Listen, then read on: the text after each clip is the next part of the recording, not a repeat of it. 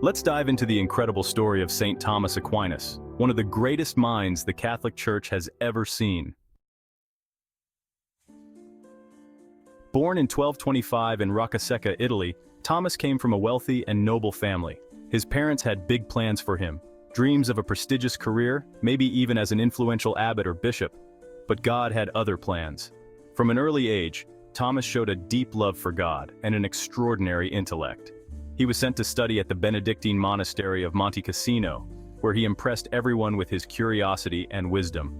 Later, he studied at the University of Naples, where he encountered the Dominicans. This encounter changed everything. At just 19, Thomas decided to join the Dominican order. His family was not thrilled. In fact, they were outraged.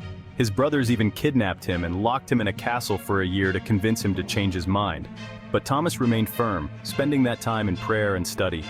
Eventually, his family gave in, and Thomas officially joined the Dominicans. Thomas was sent to Paris and later to Cologne to study under St. Albert the Great, another brilliant theologian. It was here that Thomas's genius began to shine. But funnily enough, his classmates didn't see it at first. Because Thomas was quiet and humble, they nicknamed him the Dumb Ox. St. Albert, however, famously defended him, saying, "You call him a dumb ox, but one day his bellowing will be heard throughout the world."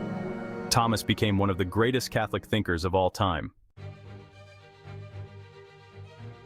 His most famous work, the Summa Theologica, is a masterpiece of theology, philosophy, and logic. It's a deep dive into questions about God, morality, and the purpose of life. Basically a guide to understanding the faith. Thomas believed that truth is truth, no matter where it comes from. He once said, "To one who has faith, no explanation is necessary. To one without faith, no explanation is possible." His writings reflect this confidence in the harmony of faith and reason. One of Thomas's most profound contributions was showing how philosophy and theology could work together. In his time, many believed that reason had no place in matters of faith, but Thomas argued otherwise, teaching that God's truth can be discovered both through divine revelation and human intellect. "Grace does not destroy nature, but perfects it," he wrote, highlighting the way God's grace elevates our natural abilities.